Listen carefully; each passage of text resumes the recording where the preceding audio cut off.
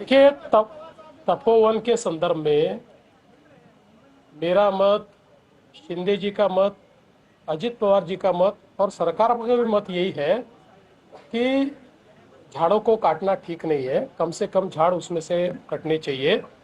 लेकिन इसकी वास्तविकता भी हम लोगों को समझ लेनी पड़ेगी कि महानगर पालिका ने यह निर्णय क्यों लिया। तो प्रयागराज का जो कुंभ मेला होता है उसके लिए कुल 15,000 हेक्टेयर जगह है। यहाँ पर जो कुंभ मेला होता है और जो साधुग्राम नासिक में हमारा लगता है उसमें 300 साढ़े 300 एकड़ जगह है। इसलिए नासिक चूंकि एक ऐसा शहर है कि जहाँ हमारा रामकुंड भी बिल्कुल शहर के बीचों बीच आता है और उसके पास ये साधुग्राम हमको करना है, उस दृष्टि से वहाँ दूसरी जगह भी नहीं है। और अगर इस जगह के आप 2015-16 के गूगल इमेजरी देखेंगे तो आपको ये झाड़ नजर नहीं आते। ये झाड़ मूल रूप से जो लगे हुए हैं, ये जिस समय 50 करोड़ की झाड़ लगाने की मुहिम हमारी पिछली सरकार में हुई थी, उस समय महानगर पालिका ने निर्णय किया कि ये 12 साल जगह खाली रहती है। तो खाली जगह थी तो वहां पर उन्होंने पेड़ लगाए। बहुत अच्छा काम महानगर पालिका ने भी उस समय किया। पेड़ लगाना अच्छी बात थी। लेकिन अब जिस समय साधुग्राम बनाने का समय आया तो ध्यान में आया कि वो पेड़ों के कारण वहां पर साधुग्राम बनाना कठिन है। इसलिए उन्होंने फिर पेड़ों को काटने का निर्णय किया। लेकिन हम लोगों ने भी उनको एडवाइस किया और हमको भी ऐसा लगता है कि इतने बड़े पैमाने पर पेड़ काटना उचित नहीं है। इसलिए हम प्रयास करेंगे कि इसको कम से कम कैसे करें और काटने की जरूरत न पड़े। अभी हम लोग जो बिल्कुल बेयर मिनिमम जो पेड़ हम लोगों को रिलोकेट करने हैं उसको आज आप प्लग आउट करके हम रिलोकेट कर सकते हैं। तो उस प्रकार से सेम सॉइल में भी हम लोग उसको रिलोकेट कर पाएंगे। तो उस प्रकार से उन्होंने प्रयास करना चाहिए कंसल्टेंट्स को, जो इस क्षेत्र में बोटनिस्ट जो है या फॉरेस्ट विभाग के जो लोग हैं इनसे कंसल्ट करना चाहिए। इस प्रकार से हम लोगों ने उनको कहा हुआ है।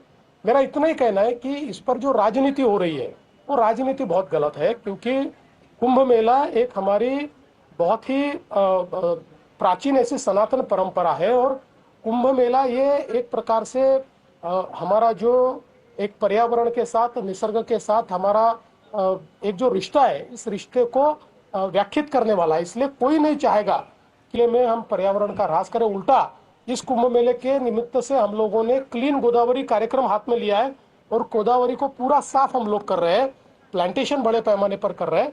तो मुझे लगता है कि इसमें राजनीतिकरण नहीं होना चाहिए। जो आवश्यक है वो किया जाएगा, लेकिन अनावश्यक किसी को भी पेड़ काटने नहीं दिए जाएंगे। लोकल बॉडी इलेक्शन में जो तनाव खासकर कल नजर आया, जिस तरह के राजनीतिक समीकरण थे, बीजेपी राजधानी से या शिंदे को राजधानी से लड़ता हुआ नजर आया। सवाल अब इसके आगे जाकर ये भी कि 21 तारीख को काउंटिंग होनी है, इसके लिए ईवीएम रखी जानी है, वो भी एक लॉ का बड़ा सिचुएशन है। अभी से इसकी सुरक्षा की मांग लोग कर रहे हैं कल और बात। देखिए, पहली बात तो ये है कि ये कार्यकर्ताओं का चुनाव है। इसलिए हम तीनों पार्टियों ने यह तय किया कि जहां जहां कार्यकर्ता प्रबलता से चुनाव लड़ना चाहते हैं वहां कार्यकर्ताओं को लड़ने दिया जाना चाहिए। क्योंकि ये बिल्कुल हमारी आखिरी इकाई है शहरों में। और कार्यकर्ता हमेशा कहता है कि भाई आप लोगों के लिए हम मेहनत करते हैं, हमारे लिए आप कब करोगे। इसलिए हमने तय किया कि कार्यकर्ताओं को लड़ने दीजिए।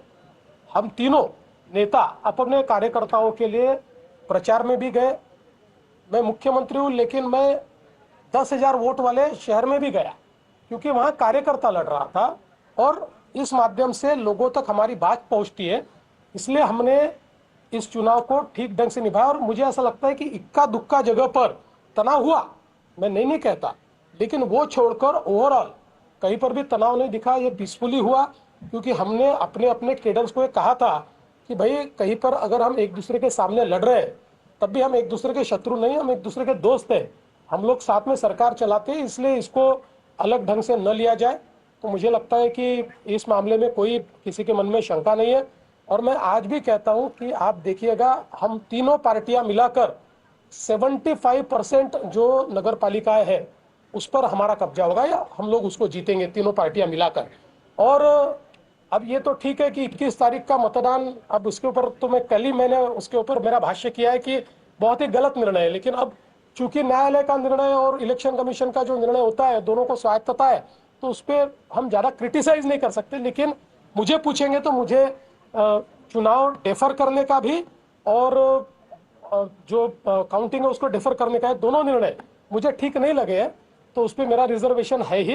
लेकिन मुझे लगता है अब पुलिस के ऊपर ये जिम्मेदारी है, क्योंकि ये आज ही मैं आपको बोल देता हूं कि जैसे ये लोग हारेंगे 21 को, काउंटिंग के बाद जैसे हारेंगे, वैसे ये लोग बताएंगे कि सरकारी पार्टी ने षड्यंत्र करके काउंटिंग को आगे बढ़ाकर ईवीएम कैसे बदल दिए।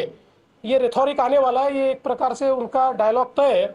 लेकिन फिर भी मुझे इस बात का विश्वास है, और इसलिए मैं तो आज अपील करता हूं कि इलेक्शन कमीशन ने पॉलिटिकल पार्टीज को अलाउ किया है, सारी जो अपोजिशन की पॉलिटिकल पार्टियां हैं अपने 2-2 प्रतिनिधि ये जहां ईवीएम रखे हैं उसके बाहर खड़ा करे, 24 घंटा पहरा दे, हारने के बाद इसके ऊपर टिप्पणी न करे। केंद्राच्या पथकाकडून राज्यात नुकसानीची पाहणी असं फडणवीसांनी सांगितलं। 35 दिवस आधी लेखी उत्तरं सबमिट केली जातात असंही फडणवीसांनी म्हटलेलं आहे।